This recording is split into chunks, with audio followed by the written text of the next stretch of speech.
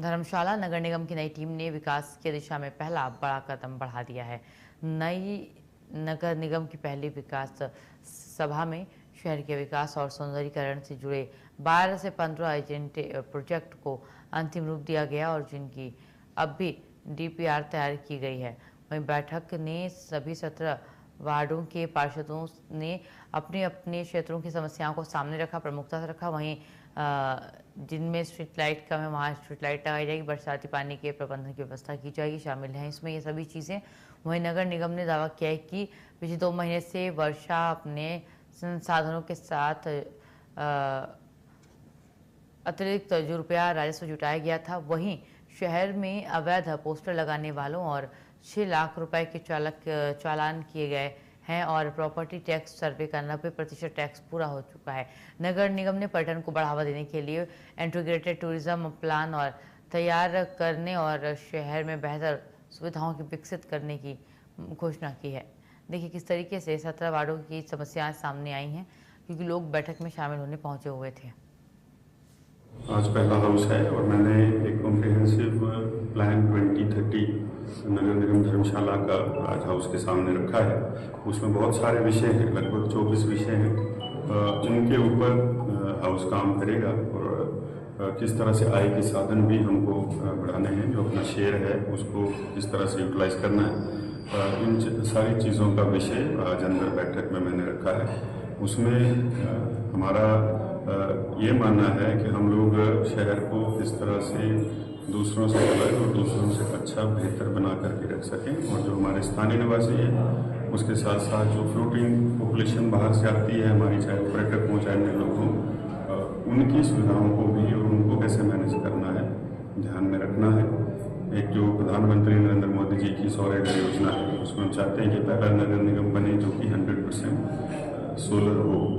उसके लिए किसी बैंक के साथ नगर निगम टाइप करेगा और कम रेट ऑफ इंटरेस्ट पे उसके ऊपर काम होगा।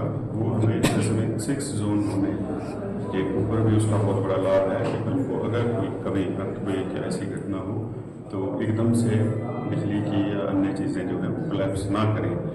तो ये एक शोकेस करने का बहुत अच्छा मैं समझता हूँ कि हमें माध्यम है। दूसरा जो एक एग्जीबिशन इंडस्ट्री है उसके लिए मंडी, कन्वेंशनल हॉल और ये सारी चीज़ें जो करनी है उसके ऊपर काम करना, टूरिज्म प्लान के ऊपर काम करना, तो ये सारी चीज़ें रखी हैं। वो पॉइंट्स मैं आपके साथ भी साझा कर दूँगा।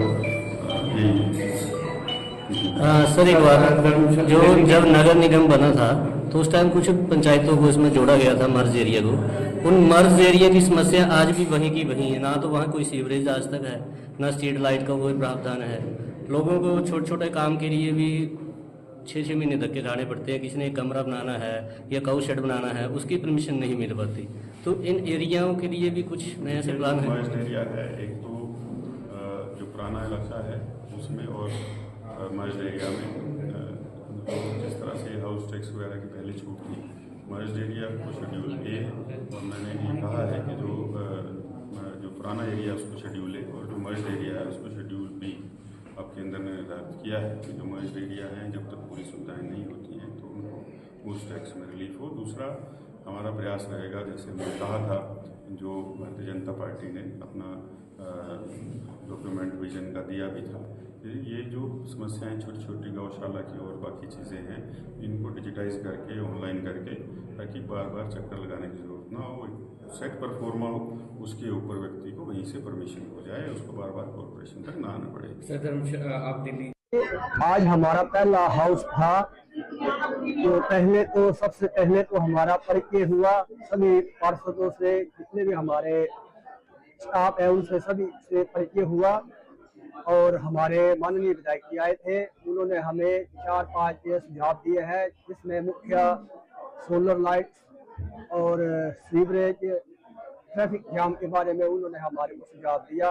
उन्होंने बहुत अच्छे सुझाव दिए हमारे को और विस्तार में सब पार्षदों से हमने समस्याएं सुनी और वो समस्याएं नोट की और उन समस्याओं को जल्द से जल्द पूरा किया जाएगा। सर जैसे सभी समस्याओं पर बात हुई, लेकिन शहर की जो सबसे बड़ी समस्या है वो है लावारिस पशु और बेसहारा कुत्ते। लेकिन इस पर जो है किसी भी पार्षद ने कोई अपनी समस्या नहीं उठाई।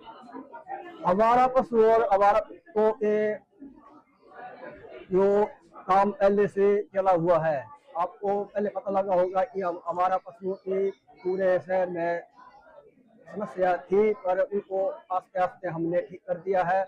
हमारा कुत्तों के बारे में अगर हमारे नॉलेज में आएगा तो उन अभी कुछ न कुछ किया जाएगा।